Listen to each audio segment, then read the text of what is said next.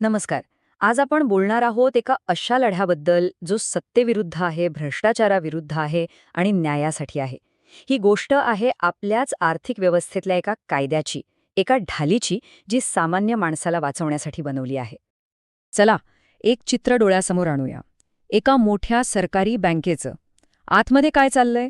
काही अधिकारी टेबलाखालून गुपचूप लाच घेतायत. आणि तिथेच कोपऱ्यात एक सामान्य माणूस उभा आहे. हे सगळं बघतोय. त्याच्या मनात एकच आवाज घुमतोय, बँकेत घोटाळा चालू आहे. आणि हे तर फक्त हिमनगाचं टोक आहे, नाही का? विचार करा, बनावट कर्ज, खोटी कागदपत्र आणि ह्या सगळ्याच्या आड आपला म्हणजे जनतेचा पैसा सरळ सरळ लुटून खासगी तिजोऱ्यांमध्ये भरला जातोय. साहजिकच लोकांच्या मनात संताप आहे की जनतेचे पैसे लुटले जात आहेत. अशा वेळी प्रश्न पडतोच की जेव्हा अख्खी सिस्टेमच पोखरलेली असेल तर सामान्य माणसाने न्यायासाठी जायचं तरी कुणाकडे? हा खूप मोठा आणि गंभीर प्रश्न आहे, नाही का? पण याचं उत्तर एका खूप शक्तिशाली कायद्यामध्ये दडलेलं आहे. आणि याच प्रश्नाच्या उत्तरातून समोर येतो आपल्या आजच्या गोष्टीचा खरा हिरो, ज्याचं नाव आहे लोकपाल. एक असा संरक्षक, एक अशी ढाल जी खास सामान्य नागरिकांच्या रक्षणासाठीच तयार करण्यात आली आहे. पण एक गोष्ट लक्षात घ्या, ही ढाल काही एका रात्रीत बनलेली नाही. यामागे आहे तब्बल 50 वर्षांचा संघर्ष. विचार करा, 1963 साली पहिल्यांदा याची गरज बोलून दाखवली गेली. त्यानंतर अनेक बिलं आली गेली, पण काहीच झालं नाही. अखेर 2011च्या मोठ्या जनआंदोलनानंतर कुठेतरी 2014 साली हा कायदा प्रत्यक्षात आला. म्हणजे हा प्रवास खूप लांब आणि खूपच खडतर होता. तर मग हा लोकपाल म्हणजे नेमका काय आहे? एकदम सोप्या भाषेत सांगायचं झालं तर लोकपाल म्हणजे एक स्वतंत्र, पॉवरफुल अँटी करप्शन बॉडी. तिचं मुख्य काम आहे मोठ्या सरकारी अधिकाऱ्यांवर आणि नेत्यांवर नजर ठेवणं. अच्छा, मग ह्या लोकपालमध्ये कोण कोण असतं?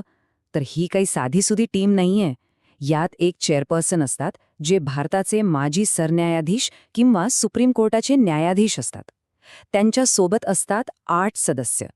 यातले काही ज्युडिशियल सदस्य असतात, म्हणजे न्यायाधीश, आणि काही नॉन ज्युडिशियल सदस्य, ज्यांना प्रशासन, फायनान्स आणि भ्रष्टाचार विरोधी कामाचा तब्बल 25 वर्षांचा अनुभव असतो. म्हणजे कायदा आणि व्यवहार या दोन्ही बाजू पक्क्या. बरं, आता बघूया की या पहारेकराची पोहोच, त्याची ताकद नेमकी कुठपर्यंत आहे. आणि हाच तर खरा प्रश्न आहे. हा नायक, हा लोकपाल नक्की कोणाकोणावर नजर ठेवतो, याचं उत्तर ऐकून खरंच आश्चर्य वाटतं. आणि हे उत्तर खरंच खूप महत्वाचं आहे, कारण लोकपालाच्या कक्षेत कोण येतं? तर देशाचे पंतप्रधान. हो, अगदी पंतप्रधान सुद्धा. त्या खालोखाल केंद्रीय मंत्री, खासदार आणि एवढंच नाही तर क्लास 1 पासून क्लास 4 पर्यंतचे सगळे सरकारी अधिकारी. म्हणजे देशाच्या सर्वोच्च पदावर बसलेल्या व्यक्तीपासून ते सर्वात लहान सरकारी कर्मचाऱ्यापर्यंत जवळजवळ कोणीही या कायद्याच्या बाहेर नाही. ही आहे याची खरी ताकद. पण थांबा, इथे एक खूप महत्वाची अट आहे. ती म्हणजे वेळेची. कोणताही गुन्हा घडल्यापासून फक्त 7 वर्षांच्या आतच तक्रार करता येते. 7 वर्ष उलटून गेली की मग काहीच करता येत नाही.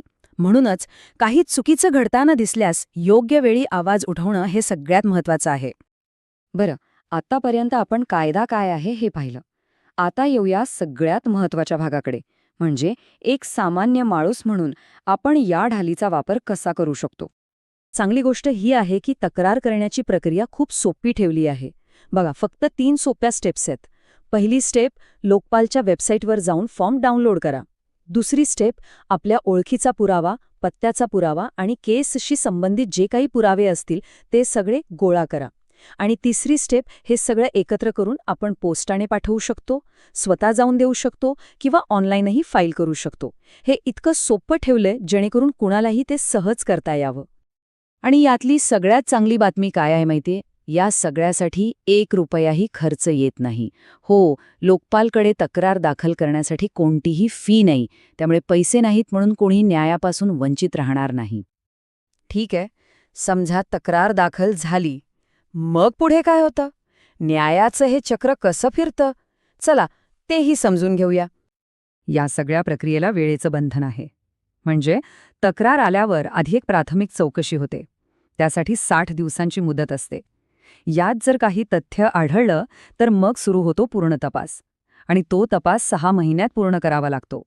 फारच गरज लागली तर अजून 6 महिन्यांची मुदतवाढ मिळते. म्हणजे प्रकरणं सरकारी फायलींमध्ये धूळ खात पडणार नाहीत याची पूर्ण काळजी घेतली आहे. आणि तपास करताना लोकपालचे अधिकार प्रचंड आहेत. ते फक्त चौकशी करत नाहीत, त्यांना दिवाणी न्यायालयासारखेच अधिकार आहेत. म्हणजे ते भ्रष्टाचारातून कमावलेली मालमत्ता तात्पुरती जप्त करू शकतात, कुठेही शोध घेऊन कागदपत्र ताब्यात घेऊ शकतात. एवढंच नाही तर संबंधित अधिकाऱ्याची बदली किंवा निलंबनाची शिफारसही करू शकतात. थोडक्यात काय तर आरोपीला पुरावे नष्ट करायला किंवा तपासात अडथळा आणायला संधीच मिळत नाही. पण एक गोष्ट लक्षात ठेवली पाहिजे, हा कायदा जसा प्रामाणिक लोकांना संरक्षण देतो तसाच त्याचा गैरवापर करणाऱ्यांना शिक्षाही देतो. जर कोणी मुद्दाम खोटी किंवा त्रास देण्यासाठी तक्रार केली तर त्याला 1 वर्षापर्यंत तुरुंगवास आणि दंड होऊ शकतो. म्हणजे या ढालीचा वापर जबाबदारीनेच करायला हवा. तर मग लोकपाल म्हणजे भ्रष्टाचाराविरुद्ध आपल्या सगळ्यांच्या हातात दिलेली एक मोठी ताकद आहे, एक शस्त्र आहे. पण कोणतीही ढाल तेव्हाच मजबूत असते जेव्हा ती चालवणारा माणूस मजबूत असतो. ही ढाल आपल्या संरक्षणासाठी आहे, पण ती उचलण्याची आणि वापरण्याची जबाबदारी आपल्यावर आहे. आता खरा प्रश्न हा आहे की ही जबाबदारी घेण्यासाठी आपण तयार आहोत का? या सुंदर आत्मिक प्रवासात माझ्यासोबत केल्याबद्दल तुमचे खूप खूप धन्यवाद. आणि हे ज्ञान आपल्यापर्यंत पोहोचवणाऱ्या ग्रीन रुद्राक्ष चॅरिटेबल ट्रस्टचे पुन्हा एकदा मनपूर्वक आभार. तुमचा दिवस शुभ असो.